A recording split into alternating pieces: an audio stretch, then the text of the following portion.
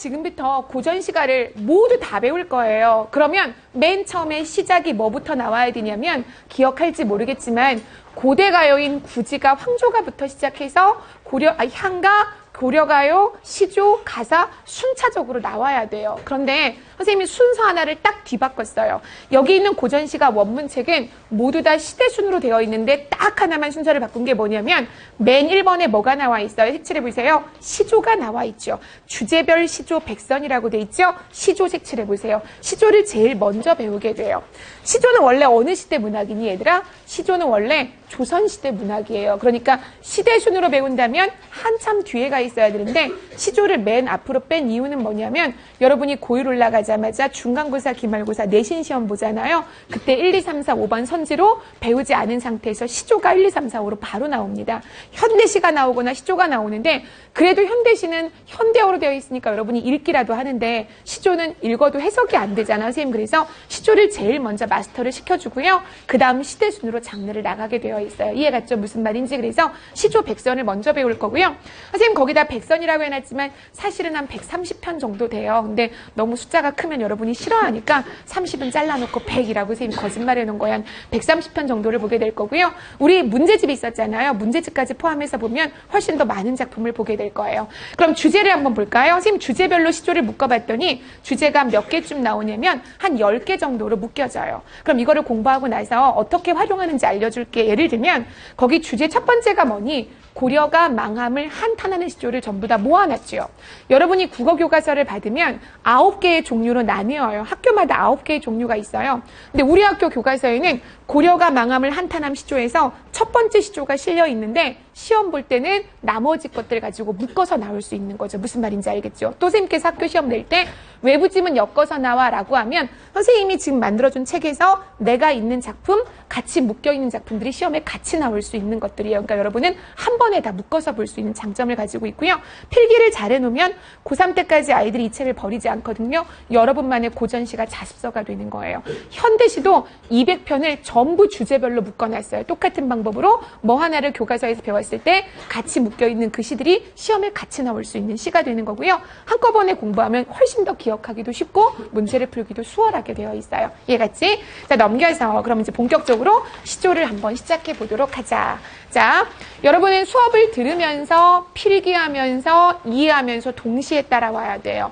이제부터 고등부 수업은 설명하고 판서해놓고 선생님 판서를 기다려주고 이런 수업 없어요. 바로 수업 들으면서 판서하면서 따라와야 되고요. 유일하게 이따 문법 시간에만 선생님 뭐 해줄 거냐면 판서할 수 있는 시간을 줄 거예요. 문법만 그렇게 할 거야. 그래서 일단은 고전 시간은 들으면서 바로 가는 거예요. 자, 주제별 정리 백선도 넘기세요. 이쪽으로 바로 가겠습니다. 지금부터 바로 공부를 시작하도록 할게요. 자, 간다. 자, 첫 번째 우리가 배울 시조의 테마는 고려가 망함을 한탄하는 시조예요. 한번 생각해보자. 고려가 망하는 시기야 란 말이야. 그러면 고려가 흥하다가 지금 망해가는 시기에 조선이 생겼잖아요. 그럼 입장이 둘로 나뉠 거예요. 나는 끝까지 고려 왕조만 섬길 거야 라고 얘기하면 어떤 충신들의 저리가들이 나올 거고요. 반대 입장이 있을 수도 있겠죠. 야, 뭘 그래. 그냥 조선 섬겨 라고 이야기하는 시가 있을 거예요. 그래서 고려가 망함을 한탄하는 시조에는 한 80%가 끝까지 고려만을 섬기겠다고 하는 지조와 저리의 노래이지만 반대 입장의 시도 있어서 시험 볼 때 5개의 시조를 주고 고려가 망함을 한탄하는 시조이긴 한데 입장이 다른 하나를 골라라 이런 문제가 나오기도 해요. 그래서 한꺼번에 그 시조를 모두 보도록 할 거예요. 그 테마를 먼저 보는 거야. 선생님 연관 있는 한자성어부터 먼저 해줄게. 맥수지탄 한번 보고 갈까요? 맥이라는 글자를 한번 색칠해 볼래? 맥 색칠, 탄 색칠. 맥자가 무슨 맥자냐면 보리 맥자예요. 탄자가 무슨 탄자냐면 탄식할 탄자예요. 외우기 쉽게 선생님이 키워드만 알려주는 거야. 나라가 망해서 성에 뭐만 무수히 있는 거냐면 보리풀만 무수하게 있는 거예요. 폐허가 되어버린 거죠. 그래서 맥수지탄하면 나라가 망함을 한탄함 이런 뜻이에요. 외웠죠? 그럼 여기 있는 시조가 학교 교과서나 모의고사에 나왔을 때 어울리는 한자성어를 물으면 맥수지탄 맞죠? 나라가 망함을 한탄함이에요. 기억할 수 있겠지? 맥자가 보리풀이에요. 이것만 무성하게 있는 거예요. 탄식한다는 걸 얘기하는 거지. 두 번째, 인생무상 색칠. 이해할 수 있겠죠? 고려왕조가 500년 동안 흥했는데 망해버렸단 말이야. 허무함 느낄 수 있겠지? 인생무상이라는 한자성어도 어울리는 어울려요. 일편단심 어느 입장에서만 어울릴 수 있을까? 고려 충신들 입장에서는 나에게 있어 왕조는 고려뿐이야 라고 지조와 저리를 이야기한다면 그때 일편단심도 어울리겠죠. 이해할 수 있겠죠? 그럼 여기서 잠깐만 혹시 헷갈릴까만 얘기할게. 맥수지탄 말고 한자성어 중에 무슨 한자성어가 있냐면 풍수지탄이라는 한자성어가 있어요. 여기도 탄자가 들어있죠? 두 개 헷갈리면 안 돼. 풍수지탄은 부모가 돌아가셨을 때 효도하지 못했음을 한탄하는 거예요. 부모가 돌아가셨음을 한탄함이 풍수지탄이야. 시험 볼 때 선지로 내신 볼 때 섞여 있으면 헷갈리지 말아라. 부모가 돌아가심을 한탄함을 이야기하는 게 풍수지탄. 전혀 다른 한자성어다. 자, 이제부터 시작할 거예요. 자, 여러분 눈에는 이게 뭐로 보여요? 현대어로 바로바로 번역이 안 되죠. 선생님은 이거 보고 나서 이렇게 고개를 돌리면 칠판에 써 있었던 게 고어였는지 현대어였는지 기억하지 못해요. 왜냐하면 내 눈에는 현대어나 고어나 똑같이 보여요.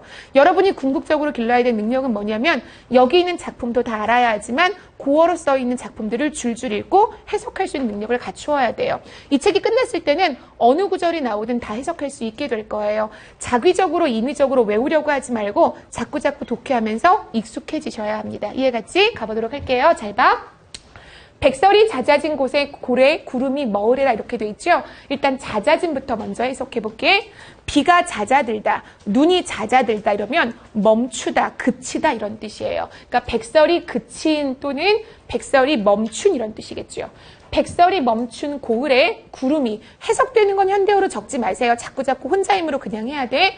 구름이 요거 조심해. 옛날 말로 머으다 하면 머물다가 아니야. 조심해야 돼. 험하다 이런 뜻이에요. 그러면 백설이 그친 마을에 구름이 험하구나 라고 해석하는 거예요. 자, 선생님이 일단은 메인 시어들은 해석하지 않았어. 백설이 멈춘 고을에 구름이 험하대요. 자, 백설 색칠해 볼까요? 구름 색칠해 볼까요? 그럼 생각 잘해봐. 백설은 지금 멈췄어. 노가 없어지고 있는 곳에 구름이 판을 치고 있는 거야. 두 개 중에 잘 연결해봐.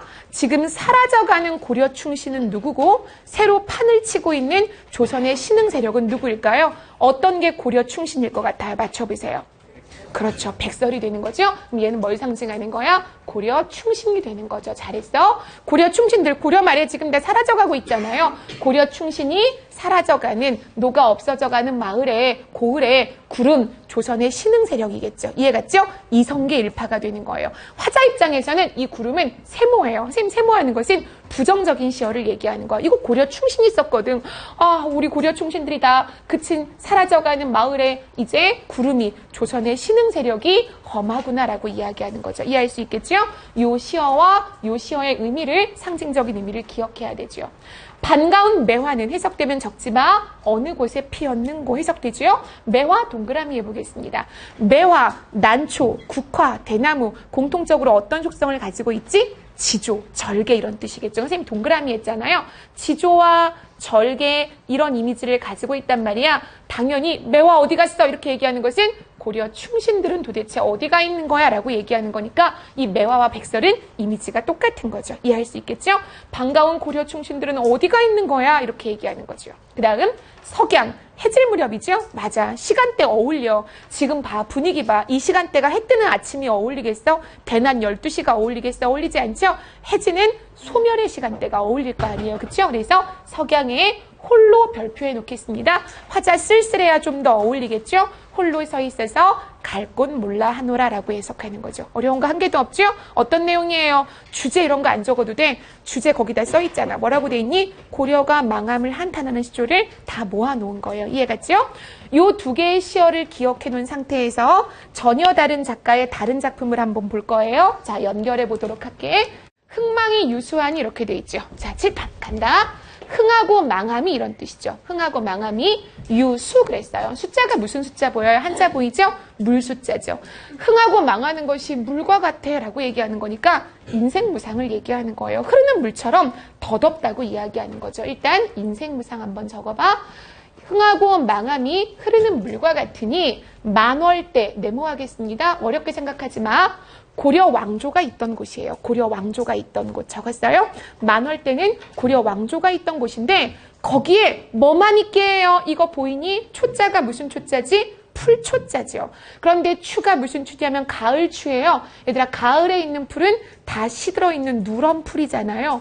고려 궁궐이 있던 곳이 시든 풀만 가득하대. 한자성어 아까 뭐랑 똑같을까요? 맥수지탄이랑 분위기 비슷하잖아. 나라가 망한 거죠. 폐허가 되어 있는 거죠. 성에 뭐만 가득한 거야? 누런 풀만 덮여 있는 거죠. 무성하게 폐허가 되어 있는 거죠. 고려가 망했다는 이야기를 하고 있는 거예요.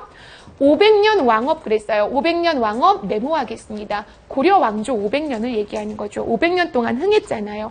고려 왕조 500년이 목적에 붙였으니 되게 중요하다. 별표에나. 목자는 목동이란 뜻이에요. 목동.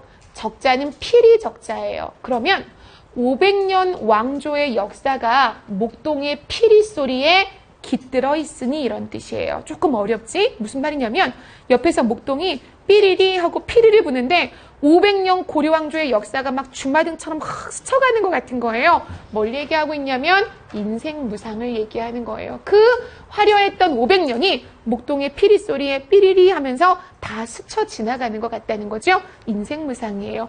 인생무상의 정서를 어떻게 드러내고 있냐면 청각적으로 드러내고 있죠. 해석이 안 되면 청각이라는 이미지를 이끌어낼 수가 없겠죠. 목동의 피리 소리에 주마등처럼 500년이 지나간다는 거죠. 이해할 수 있겠어요? 깃들여 있으니 석양, 아까시랑 똑같아. 해질 무렵이 어울리겠죠? 스위스란 거니까 고려가 망함을 아쉬워하는 거니까 석양에 지나는 객, 손님이란 말인데 실제로 지나는 손님일 수도 있지만 보통 누구를 더 많이 의미하냐면 자기 자신이에요. 화자 자신, 자기 자신을 객관화시킨 거예요. 내가 눈물겨워하는 건데 지나가는 손님이 눈물겨워하노라 그래서 자기 자신을 좀 객관화시켜 놓은 표현이에요. 앞으로 시조에서 많이 보게 될 거예요. 이게 더 맞는 거예요. 지나는 객이 눈물겨워하노라. 어려운 거 없죠?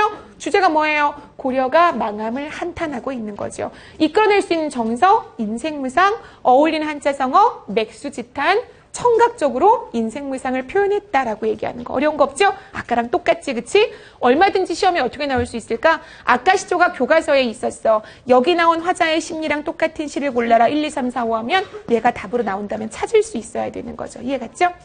자, 그 다음 시조로 넘어가 보도록 할게. 이어서 또 계속 보자. 한 10개 정도를 한꺼번에 묶어서 볼 거예요.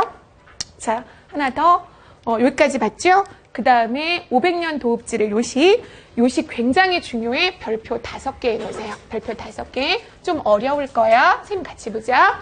계속 고려가 망함을 한탄하는 시절을 한 번에 다 보고 있는 거예요. 얘들아, 어떤 책을 사도요, 어떤 책을 여러분이 구해도 이렇게 주제별로 모든 작품이 다 엮여있는 책은 없어요. 문제집을 사면 한 2개 있을 거고요. 교과서를 받으면 1개 있을 거고요. 자습서를 받으면 한 4개 정도 있을 거예요. 근데 선생님은 전부를 다 모아놨으니까 얘로 끝내고 나면 시험 때 뭐가 나와도 다 맞을 수 있는 거예요. 무슨 말인지 알겠지? 자, 가볼게. 500년 도읍지 네모하겠습니다. 이제 좀 될걸? 뭘 상징할까요? 고려왕조 500년. 아까랑 똑같죠? 그쵸? 아까 나온 500년 왕업 이런 거랑 똑같잖아요. 500년 도읍지를 필마 별표하세요. 되게 중요해. 외워야 돼. 필마는 한 마리의 말 이런 뜻이에요. 한 필의 말 이런 뜻이에요. 한 마리의 말이에요. 한 마리의 말을 타고 500년 도읍지를 돌아봤다는 것은 어떤 이미지를 얘기하기 위한 거냐면 쓸쓸함의 이미지를 이야기하기 위한 거예요. 혼자 왔거든요. 그러면 아까 위에 있는 시조에서 뭐랑 똑같냐면 아까 홀로 왔다는 말이 있었죠. 그렇죠? 그래서 어디에 있었어? 아까 위에 홀로 서 있어서 첫 번째 시조 보이죠? 그거랑 똑같은 거예요. 혼자 온 거예요. 쓸쓸한 이미지를 보여주는 거고요. 또 하나 뭐도 할 수 있냐면 화자가 벼슬 하지 않는 상태라는 것을 알 수 있어요. 만약에 벼슬 했으면 뒤에 신하들이 따라 붙었겠죠? 근데 혼자 왔다는 것은 쓸쓸한 이미지를 강조하기 위함이기도 하고요. 벼슬 하지 않는 상태로 온 거예요. 어디로 왔어요? 고려 왕조가 있던 곳이 왔어요. 다 망했잖아요. 폐허가 되어 있잖아요. 여기가 중요해. 산천은 의고하되 슬래시로 끊으세요. 인걸은 간대 없다 이렇게 되어 있어요. 잘 봐야 돼. 산천은 산과 천이니까 뭘 상징하냐면 자연을 상징하는 거예요. 자연은 의구, 변함이 없으되 이런 뜻이에요. 와, 의구하다 얘기는 변함이 없다 이런 뜻이에요. 적었죠? 자연은 변함이 없어요. 그대로 있는 거예요. 그런데 인걸은 인재를 얘기하는 거예요. 인재는 간대 없다. 어디 갔어? 간대 없어. 아무도 없어 라고 얘기하는 거죠. 당연히 이때 말하는 인재는 누구를 의미하는 걸까요?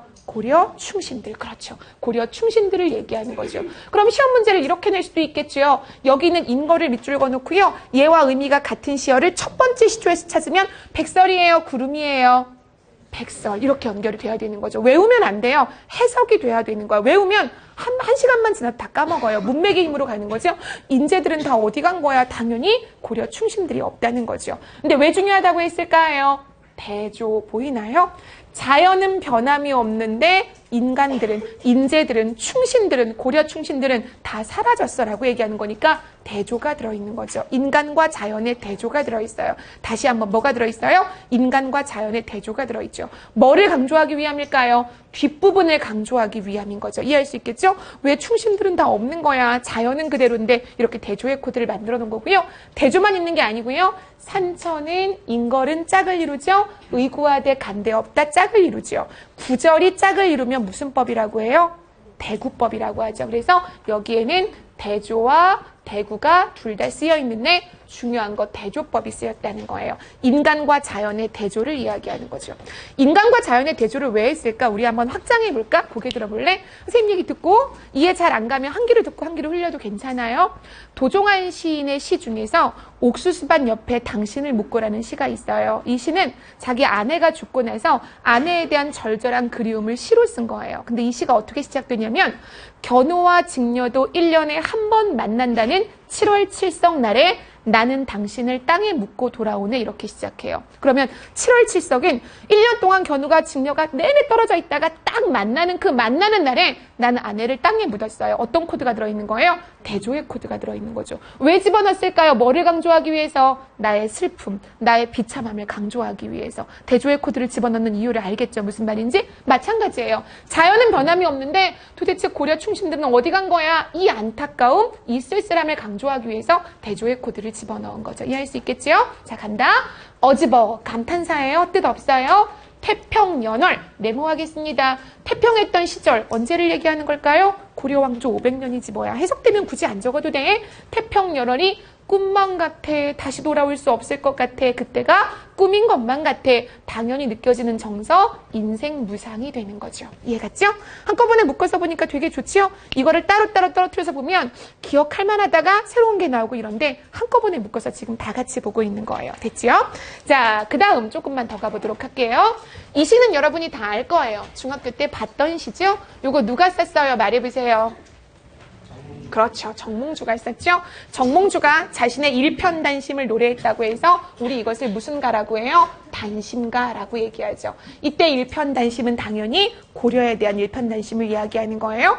근데 이 시조가 먼저는 아니에요. 이성계의 아들인 이방원이 야, 뭘 그렇게 피곤하게 살아. 대충 얽혀서 살아. 라는 편지를 먼저 보냈고 그거에 대한 답가로 이건데 얘를 먼저 보는 이유는 뭐냐면 조선 입장에 있는 시조 두 개를 마지막에 따로 묶어놨어요. 지금은 누구 입장의 시들을 먼저 보고 있어요? 고려 충신 입장을 먼저 보고 있으니까 순서상 얘를 먼저 볼 뿐이에요. 빨리 갈게요. 이 시는 쉬우니까. 이 몸이 죽어 100번 고쳐 죽어 반복법 쓰였네요. 백골이 진토되어 있어. 백골은 뼈겠지. 이런 거 적지 마. 뼈가 진토, 먼지, 흙 뭐 이런 뜻이에요.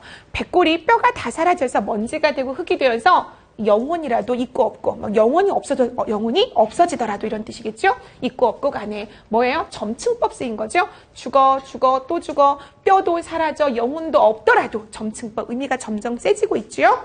그러더라도 주제 끝 공부할 것도 없어. 님 향한 일편단심 색칠 주제잖아요. 이때 님이 당연히 뭘 얘기하는 거야? 고려 왕조 이야기하는 거겠지? 고려 왕조를 향한 일편단심이야. 변할 줄이 있으랴 물어보는 것 같지만 묻는 게 아니라 화자의 정서를 강조하는 것을 무슨 법이라고 해요? 그렇죠. 서리법이라고 하죠. 물어보는 형식을 취하고 있지만 묻는 게 아니에요. 임양한 일편단심이야. 변할 줄이 있으랴 없어 라고 이야기하는 거죠. 이해겠죠? 어려운 관계도 없어. 끝. 이렇게 돼 있는 거지. 자, 이제 마지막이야. 한 개밖에 안 남았어요. 자, 이번엔 너희가 더 먼저 주가 되어서 연습을 한번 해보자. 잘 봐. 선생님이 한번 빠르게 읽어볼 테니까 일단 이 시에서 핵심 키워드를 찾아보세요. 눈 맞아서 휘어진 대나무를 누가 굽다고 욕하는 거야? 구부러질 절개라면 눈 속에 푸르겠어? 아마도 세안 고 절은 너뿐이야 라고 얘기하죠. 중심 소재가 뭐인 것 같아요? 맞춰보세요. 그렇죠. 대나무죠. 대나무 색칠하겠습니다. 그런데 대나무가 지금 눈을 맞아서 이렇게 휘어져 있나 봐요. 막 이렇게 눈을 맞아서 휘어져 있다는 거죠. 그럼 이 눈은 대나무에게 오는 시련일 거란 말이야. 막 이렇게 대나무가 버티고 있잖아요. 시련이에요. 물어봅시다. 눈과 대나무 중에서 고려 충신을 의미하는 시연은 뭘까요? 그렇죠. 대나무가 고려 충신이 되는 거예요. 그러면 지금 고려 충신들이 쓰러져 가게 만드는 눈이 뭐가 되는 거예요? 조선의 신흥 세력이 되는 거죠. 조선의 신흥 세력이에요. 이렇게 되면 굉장히 헷갈리는 게 하나가 생기죠. 첫 번째 배웠던 시조 한번 가볼래요? 거기서는 고려 충신이 뭐로 나와요? 백설로 나와요. 시험 볼 때 얼마든지 헷갈리게 낼 수 있겠죠? 그러니까 암기하면 안 되는 거예요. 암기하면 안 되고요. 문맥의 힘으로 해석을 해야지만 틀리지 않게 오랫동안 기억할 수 있는 거예요. 할 수 있겠죠? 대나무가 계속 푸르르잖아요. 고려 충신인데 눈 맞아서 이렇게 막 휘어져 있는 것을 구부러졌다고, 절개가 변했다고 욕하지 마라. 아니거든. 버티고 있는 거거든. 이렇게 얘기하는 거예요. 그래서 눈 맞아서 휘어진 대나무를 누가 굽었다고 욕하는 거야. 구부러진 절개라면 눈 속에 푸르겠느냐? 풀을 쏘냐 색칠. 대나무가 푸르다는 거죠. 무슨 말인지 알겠죠? 구부러질 절개는 아니라는 거죠. 구부러질 절개 아니거든. 구부러질 절개였다면 눈 속에 이렇게 시퍼렇게 있겠어? 라고 얘기하는 거죠. 눈 속에 푸르게 있다는 것은 무슨 뜻일까요? 지조, 절개 이런 것을 상징하는 거죠. 이해갔지? 주제, 세한고절 색칠 주제예요. 대나무의 속성 뭐게요? 세한고절 이거예요. 여러분 다 안 기억해도 돼요. 뭐만 기억하면 되게요? 절, 별표. 절이 뭔데? 절개. 이것만 기억하면 돼요. 그럼 앞에 있는 것들은 수식어예요. 무슨 뜻이냐면 추위를 이겨내는 절개예요. 적어보세요. 추위를 이겨내는 절개. 시련을 이겨내는 절개. 아까 눈을 이겨내고 있잖아요. 추위를 이겨내는 절개. 추울 한자잖아. 시련을 이겨내는 절개는 너뿐이야. 넌 당연히 뭘 얘기하는 거야? 대나무 얘기하는 거죠. 대나무뿐이야 라고 얘기하는 거죠. 여기서 잠깐 선생님 좀 확장해 볼게. 잘 봐. 이 시를 다시 한번 찬찬히 보세요. 여기 어디에도 고려 왕조, 조선의 신흥 세력 이런 말 하나도 없어요. 우리가 시대를 다 떼놓고 작품만 가지고 보면 이 시는 단순히 뭐가 되게요? 대나무를 예찬하는 시조가 되는 거예요. 무슨 말인지 알겠죠? 그러니까 고려 왕조에 대한 충성이라고 얘기할 수도 있지만 작품만 가지고 보면 뭐예요? 대나무에 대한 예찬이 되는 거죠. 그래서 시험 볼 때 시험 방향을 두 가지로 낼 수 있어요. 화자의 태도가 유사한 걸 찾아라 그랬을 때는 1번부터 5번까지 봤는데 충성을 다짐하는 시조가 없어. 지조와 절개를 다짐하는 시조가 없어. 그럼 뭐 하는 걸 찾아야 되게? 예찬하는 걸 찾아야 되는 거예요. 무슨 말인지 알겠죠? 그래서 여기에 뭐도 할 수 있어요? 시적 화자의 태도는 메모해 봐라. 당연히 뭐도 있는 거예요? 대나무를 예찬하는 것도 있는 거예요. 그래서 예찬이란 코드도 놓치면 안 됩니다. 그러니까 이렇게 감상하는 태도를 무슨 논이라고 해요? 시대랑 연관지어서 해석하면 무슨 논이라고 하게? 그렇죠. 시대랑 연관, 옆에다 메모 한번 해볼까? 시대와 문학작품을 연관지어 해석하면 반영론적 관점이라고 이야기해요. 이걸 읽으면서 고려 왕조, 조선 이런 걸 끌어내리면 반영론적 관점에서 보는 거예요. 어떻게 외우면 쉽냐면 문학은 시대를 반영한다. 이렇게 외우면 쉬워요. 시대를 반영하기 때문에 반영론이에요. 근데 그렇게 안 볼 거야. 그냥 오로지 작품만 가지고 보자. 여기 작품에 그런 얘기 하나도 없잖아. 대나무 예찬하는 거잖아. 라고 얘기하면 무슨 논이라고 하게요? 절대론적 관점이라고도 하고요. 같은 말 내재론이라고도 합니다. 절대적으로 작품만 가지고 해석하자. 그리고 작품 안에서만 해석하자. 그래서 절대론적 관점, 내재론적 관점을 해석하면 뭐만 보는 거예요? 작품의 내용만 본다는 거예요. 이해가 갔니? 여기까지 고려 왕조가 망함을 한탄하면서 그것에 대한 충성을 얘기하는 시조는 한꺼번에 다 봤어요. 이번에는 똑같은 시기에 쓰여졌는데 조선편이야, 고려편이 아니야. 그거 두 개를 보는 거죠. 작년에 어디였는지 기억이 안 나는데 어떤 외고에서 내신 시험 문제에 다음 중 입장이 다른 시 하나를 골라라 1, 2, 3, 4, 5가 나와 있고요. 4개는 고려 왕조편, 1개는 조선의 신흥 세력편인 걸 5개를 묶어놓은 거죠. 그 중에서 골라내는 문제를 냈었어요. 선생님이랑 같이 볼게요. 만약에 그 시험에서 이방원의 하여가를 내면 땡큐죠. 그 정도는 다 알겠죠. 근데 걔 가지고 안 내요. 왜냐면 걔는 누가 읽어도 다 아니까 정도전의 시를 낼 거예요. 자, 바로 이 시예요. 이 시에다가 별표 10개 놓겠습니다. 너무 중요하다. 여기까지 가면 여러분은 이 테마에서 최고 난이도까지 한 번에 다 보는 거예요. 별표 10개나 이렇게 하지 말고 별표 해놓고 곱하기 10 이렇게 하면 돼. 알겠지? 나중에 하늘에 딱 보일 거야. 자, 가볼게. 좀 어려워요. 해석 잘해야 돼요. 선인교 네모하겠습니다. 네모해놓고 자동 네모하겠습니다. 이런 거 공부하면서 선인교는 어디에 있는 뭐야, 뭐 자동은 어디에 있는 뭐 이렇게 외우지 마시고요. 고려 왕조가 있던 곳이에요. 끝났죠? 고려 왕조가 있던 곳. 고려 왕조를 상징하는 거예요. 그럼 아까 위에 뭐랑 똑같은 걸까요? 만월대, 뭐 500년 도읍지 이런 거랑 똑같은 거죠. 이해할 수 있겠죠? 고려 왕조가 있던 곳이에요. 근데 볼까? 고려 왕조가 있던 곳에서 날인, 흘러내리는 이런 뜻이에요. 흘러내리는 적었어요? 지금은 아직 익숙하지 않죠? 흘러내리는 물 네모에 놓자 물이 자동에 흘러가고 있어요. 물이 흘러가는데 그 다음 문장 보세요. 반천년 왕업 네모. 야, 다 똑같잖아. 반천년이면 몇 년이야 얘들아? 500년. 아까랑 똑같죠, 그쵸? 전혀 다른 작가의 전혀 다른 시인데 다 똑같아요. 묶어서 보면 훨씬 쉬운 거예요.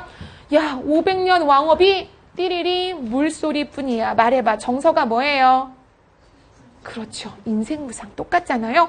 물이 흘러가는데 졸졸졸 흘러가는 물에 그냥 500년 왕업이 쭉 다 주마등처럼 지나가는 것만 같다고 얘기하는 거잖아. 인생무상의 정서가 들어있죠. 그럼 지금 아까 하나 물어볼까?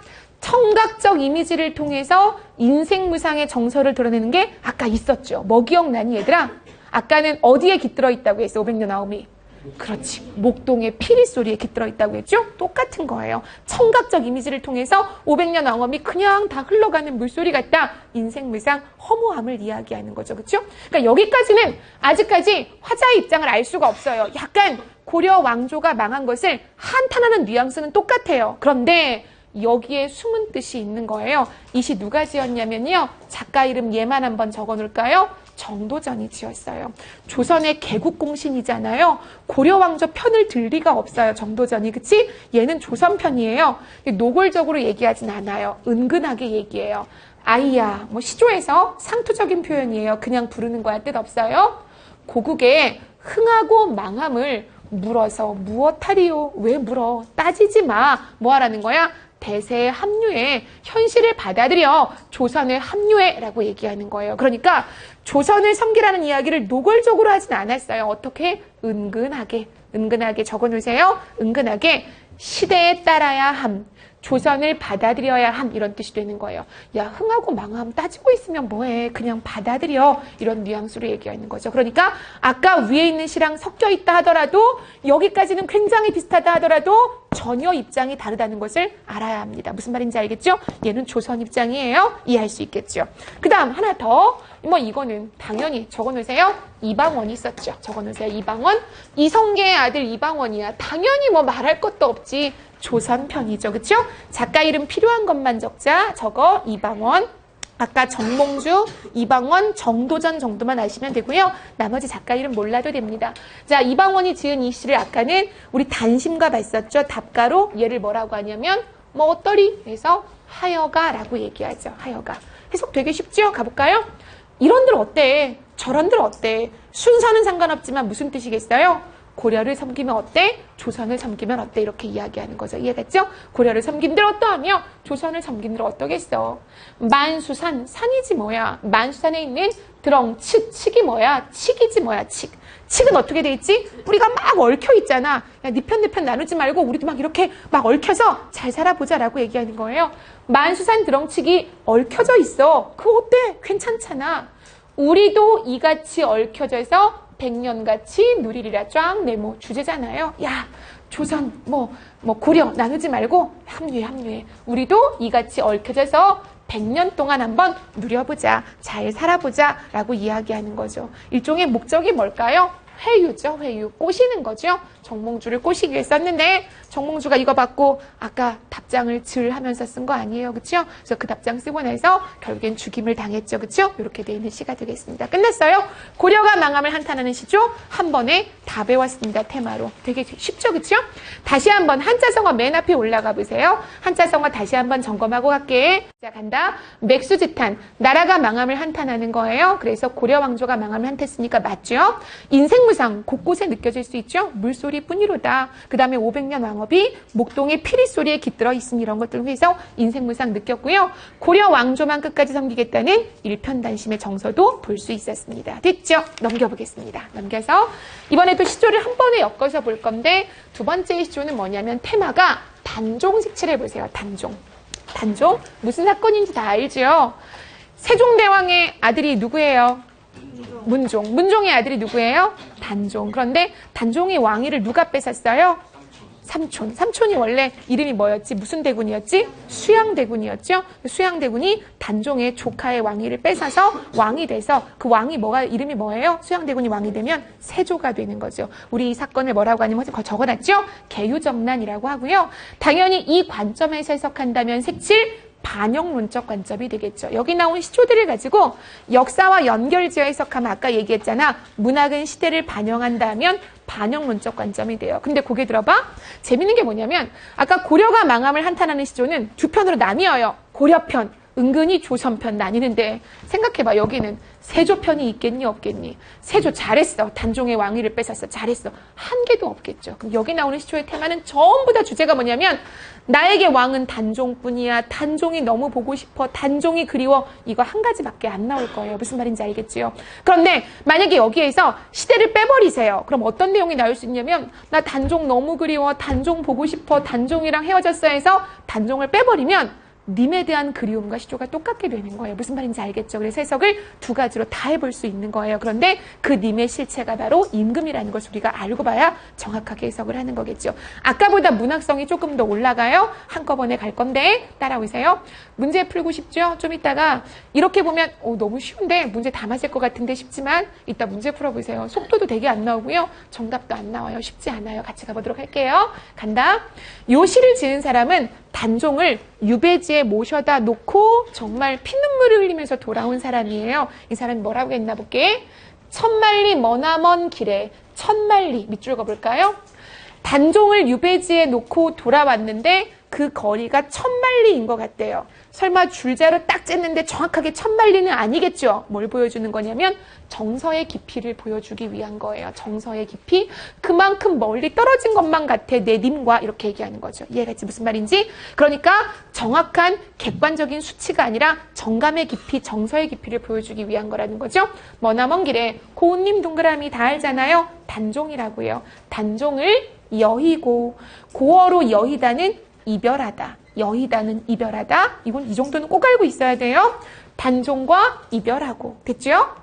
내 마음 둘 데 없어. 해석되면 굳이 적지 마세요. 자꾸 익숙해지셔야 돼요. 내 마음 둘 데 없어. 어디에 앉았게요? 네모. 공간적 배경 찍어보세요. 뭐 같아요? 그렇죠. 냇가에 앉은 거예요. 그러면 이렇게 물이 흘러가잖아요. 그렇죠? 근데 얘가 고운님과 이별하고 와서 냇가에 앉아야죠. 앉았어. 미안해. 자, 냇가에 앉았더니 뭐가 흘러갈까요? 물 색칠. 물이 이렇게 흘러가는 거예요. 저 물도 내 안 색칠 안이 뭐냐면 밖의 반대가 아니잖아요. 마음을 이야기하는 시어예요. 마음. 저 물도 내 마음 같아서 해석되나요? 저 물도 내 마음 같아서 울어 별표하고 색칠 울면서 밤길을 흘러가는구나. 예노자는 흘러간다예요. 울면서 밤길을 흘러가는구나 라고 했어요. 누가 운대요? 물이 운대요. 선으로 연결해 주세요. 물이 울면서 밤길을 흘러간대요. 선생님 볼까요? 얘가 잘 봐. 천만리 머나먼 길에 고운님과 이별하고 내 마음 둘 데 없어 냇가에 앉았더니 이 물이 내 마음과 똑같아서 울면서 흘러간대요. 얘들아. 물이 뭘 울어. 내가 만약에 기분이 좋았으면 물이 노래하는 걸로 보였을 수도 있고 물이 춤추는 걸로 보였을 수도 있어요. 물이 운다는 것은 누구의 심리를 투영한 거예요? 화자의 심리를 투영한 거죠. 사실 울고 있는 거 나란 말이에요. 그럼 물에다가 나의 정서를 투영했어요. 내가 울고 싶은 마음을 여기다가 이입한 거잖아요. 이걸 뭐라고 해요? 감정이입. 맞아요. 감정이입이라고 하는 거예요. 자연물에다가 화자의 감정을 투영하는 거예요. 내 감정을 투영하는 것을 감정이입이라고 하죠. 그래서 이 시에서 가장 중요한 거 뭐예요? 이거밖에 없어요. 감정이입이 이루어진 시어 물. 만약에 여기 밑줄 그어놓고 시험에서 이거와 똑같은 기법이 쓰인 걸 찾아라고 하면 다음 시가 정답이 될 거예요. 다음 시 엮어서 본다. 바로 밑으로 내려가 보세요. 옆으로 가보세요. 자, 간다. 해석될 걸 해봤으니까 너희가 한번 보자. 찾으려고 노력해보세요. 방 안에 켜있는 촛불, 네모하고 색칠. 촛불이 있어요. 초가 이제 이렇게 켜 있겠죠? 방 안에 촛불이 이렇게 켜 있어요. 누구와 이별하였길래 촛불이 이별했대. 벌써 끝나지 않았니? 초가 이렇게 있는데 어머 촛불아 너 누구랑 이별했니? 이렇게 얘기했어요. 촛불이 뭘 이별해? 내가 이별했는데 내 정서가 투영하고 있는 거지. 조금 더 볼게. 너 누구랑 이별했구나. 겉으로 눈물 흘리고. 해석되나요? 안 되는 거 있으면 적으세요. 겉으로 눈물 흘리고. 눈물 또 밑줄 그어놓고 촛불이 겉으로 눈물 흘린대. 뭔지 알죠? 촛농 이렇게 떨어지잖아. 겉으로 눈물 흘리고 속 타는 줄 모르느냐. 촛농 어떻게 돼요? 이렇게 타고 내려가잖아. 야, 너 누구랑 이별했구나. 겉으로 눈물 흘리고 이렇게 막 속이 타는데 그것도 모르고 있구나. 라고 얘기하지만 사실은 누구의 감정이에요? 내 감정이죠. 단종과 이별한 내가 울고 싶은 거고 내 속이 타는 거잖아요. 그럼 여기에 뭐 이루어진 거예요? 감정이입이 이루어진 거잖아요. 그럼 아까 뭐랑 똑같은 거예요? 물과 똑같잖아요. 그래서 표현 기법이 동일한 것은 같은 기능을 하는 것을 물어본다면 얘가 바로 답이 나올 수 있는 거죠. 이해갔죠? 속 타는 줄 모르는구나. 우리도 저 촛불 같아서 해석되면 안 적습니다. 우리도 저 촛불 같아서 속 타는 줄 모르도다 라고 이야기하는 거죠. 아까 봤던 시조와 이번에 봤던 시조 둘 다 뭐예요? 단종에 대한 그리움을 이야기하고 있는 거죠. 근데 단종이라는 말은 없으니까 단종이라는 역사적인 사건을 빼고 나면 님에 대한 그리움이라고 얘기할 수도 있겠죠. 이별한 화자가 님을 그리워하면서 쓴 시로 충분히 해석이 가능한 거죠. 무슨 말인지 알겠죠? 한 개만 더 하고 쉬는 시간 갑니다. 자. 그 다음 이제 한번 가볼까요? 단종에 대한 충성심을 얘기하는 거예요. 해석 한번 해보자. 이 몸이 죽어서 무엇이 될꼬 하니. 가정이죠. 죽고 난 다음에 이런 말 못해요. 내가 죽어서 무엇이 될까 하는데 뭐가 보여요? 키워드 찾아보세요. 한 글자. 뭐 되고 싶대요? 한 글자. 1음절. 그렇죠. 송. 네모하고 색칠, 송이죠. 송자가 무슨 나무이겠어요? 말해보세요. 소나무가 되겠다는 거잖아요. 소나무가 가진 이미지가 뭔데? 말해봐요, 얘들아. 단단한 거. 아까 했던 거 뭐랑 똑같을까요? 그렇죠. 지조와 절개를 가지고 있는 존재를 얘기하는 거죠. 그러니까 뭐야? 나에게 왕은 단종뿐이야. 단종만 섬길 거야. 나 죽으면 소나무가 될 거야. 라고 얘기하는 거죠. 이 시 누가 썼는 줄 알아요? 단종을 복위시키려고 했다가 결국엔 다 죽임을 당한 6명이 누구예요, 얘들아? 사육신이라고 하죠. 그 중에 가장 대표적인 사람인 성삼문이 처형당하면서 사지가 찢겨 죽었잖아요. 그 죽기 직전에 마지막으로 남긴 시예요. 죽음도 두려워하지 않고 끝까지 난 죽으면 소나무가 될 거야. 난 죽어도 단종만 섬길 거야. 라고 얘기하고 죽음을 맞이했던 시예요. 소나무가 될 거야. 이런 내용이 해석할게요. 이 몸이 죽어서 무엇이 될 거야 하니까 복내산, 산이지 뭐야. 이런 거에다가 힘주면 안 돼. 산에 제일 높은 봉우리에 소나무가 될 건데 여기 좀 잘 봐. 락자가 무슨 락자냐면 한자에서 떨어질 락자예요. 뭐지? 떨어지는 소나무? 장자는 무슨 장자냐면 클 장자잖아요. 길 장자. 그런데 성삼문이 죽어가면서 나 소나무가 될 거야 그랬는데 아주 작고 연약한 소나무는 어울리지 않겠죠. 크고 굵고 오래된 소나무를 얘기하는 거니까 이 락자는 뭘 얘기하는 거냐면 이렇게 큰 소나무. 미안해. 그림 그릴 때마다 항상 미안해. 뭔지 알겠지? 그래서 너무 큰 가지가 축축 늘어지게 떨어진 소나무를 이야기하는 거니까 여러분 머릿속에는 아주 오래되고 큰 소나무가 떠올라야 되는 거예요. 이해갔죠? 락락 장은 다 알 거니까 길장자니까 소나무가 되어서 지조와 절개에 충신이 되어서 완전 중요하다. 너네가 해석하는지 볼게. 잘 봐. 백설이 만건곤. 내가 쓸데없는 예부터 먼저 해석해 줄게. 만건곤은 온 세상에 가득 이런 뜻이에요. 건곤이 하늘과 땅이잖아요. 온 세상이라고 의역해요. 온 세상에 가득할 때. 이해갔지? 요거 적었지 먼저. 온 세상에 가득할 때. 백설이 온 세상에 가득할 때 나 혼자 푸를 거야 라고 했어요. 소나무는 혼자 푸르르잖아요. 겨울에도. 자, 물어볼게. 백설 동그라미 할까? 화자 입장에서 세모 할까? 백설이 온 세상을 뒤덮어도 나는 끝까지 시퍼렇게 있을 거야. 동그라미야, 세모야? 세모죠. 누구를 상징할까요? 조선의 신은 세력하면 안 돼. 테마 끝났어. 조선 아니야. 누구야, 얘들아? 세조일파를 이야기하는 거죠. 무슨 말인지 알겠죠? 그래서 화자 입장에서는 간신일파가 되는 거죠. 부정하는 거죠. 아무리 세조일파가 온 세상을 뒤덮어도 나는 굴하지 않고 혼자 푸르르게 지조를 지킬 거야 라고 얘기하는 거죠. 얘와 의미가 똑같은 걸 찾으라고 해서 아까 고려 충신들이 조선의 신흥 세력을 얘기하는 시어를 밑줄을 거놔도 답이 될 수 있는 거예요. 왜? 화자 입장에서 누구니까? 반대하는 부정적으로 보는 간신의 세력이라고 볼 수 있는 거니까. 그래서 주제를 넘나들면서도 엮을 수 있어야 되는 거 해석할 수 있겠죠? 그래서 요거 부정이 되는 거죠. 혼자 독야청청할 거야. 단종에 대한 충성을 맹세하는 시가 되겠죠.